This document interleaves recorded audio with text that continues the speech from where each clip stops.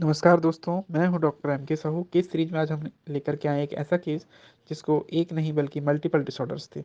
जी हाँ दोस्तों, इस केस में पीआईवीडी यानी कि बैक पेन और सियाटिका की सीवियर प्रॉब्लम थी due to L5 L4 nerve segment compression and PIVD का नोन केस था।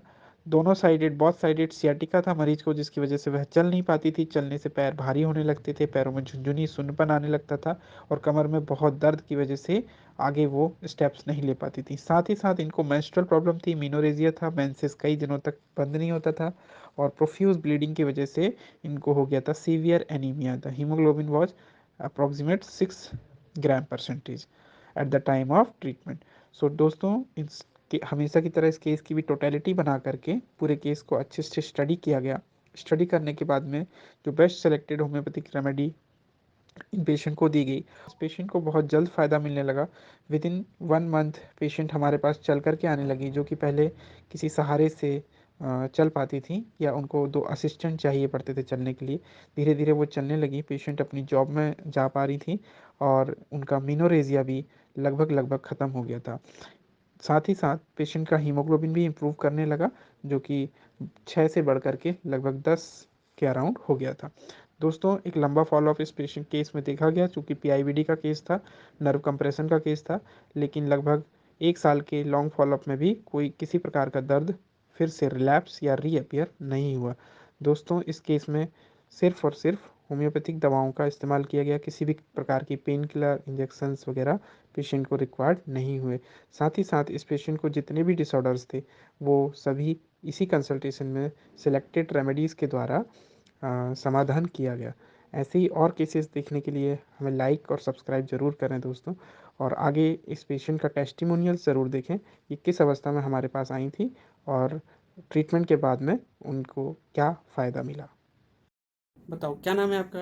मेरा नाम राधा पटेल है। क्या समस्या थी आपको? सर, मेरे पास इतनी परेशानी थी, कुछ नहीं पूछो। मैं बहुत ज़्यादा ही परेशान थी। पूरे हॉस्पिटल में करवा ली दवाई, कहीं अच्छा नहीं हुआ। फिर मैं किसी ने बताया यहाँ का, तो आई।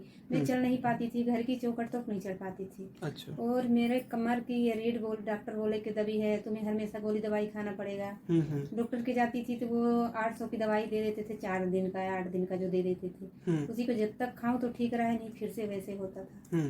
मैं गिर गिर जाती थी। मैं तो बाहर निकलूं तो ऐसा लगता था कि कोई गाड़ी वाड़ी चढ़ जाए तो मेरा पैर टूट जाए तो ठीक। मैं बचने के हिसाब में नहीं थी। पर शुक्र है यहाँ का, मैं यहाँ आई। कितने दिन में आराम मिल गया यहाँ पे आपको? सर, मुझे 1 से 1.5 महीने में आराम मिल गया था। आज कितना टाइम हो गया इलाज को अपने? इलाज को तो 7 महीने हो गया होगा। कैसे हो आप 7 महीने से? सर, मैं बहुत अच्छी हूँ। अब तो मैं जीना चाहती हूँ, नहीं तो मैं तो जीना ही छोड़ दी थी। क्या क्या चीज़ों में फ़ायदा मिल गया आपको? सर, मुझे हर चीज़ में, जैसे कि पैर में मेरे दर्द होता था बहुत ज़्यादा, मैं चल नहीं पाती थी, तो उसमें तो पूरे ही आराम है। मुझे ये नहीं पता चलता कि किस पैर में दर्द होता था जी।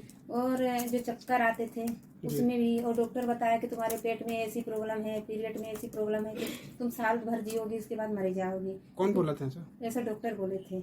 अरे बोले थे, जो उसमें लिख के रिपोर्ट दिए थे, मैं दिखाई थी तो डॉक्टर बोले थे कि तुम्हें इतना ब्लड जाता है कि तुम, मतलब जो बनता है पूरा गिर जाता है। 4-5 ग्राम हो गया था? हाँ, इतना हो गया था, इसलिए बोल रहे थे। तो अब कैसा है महीना आपका? सर, महीना भी ठीक है, सब कुछ ठीक है।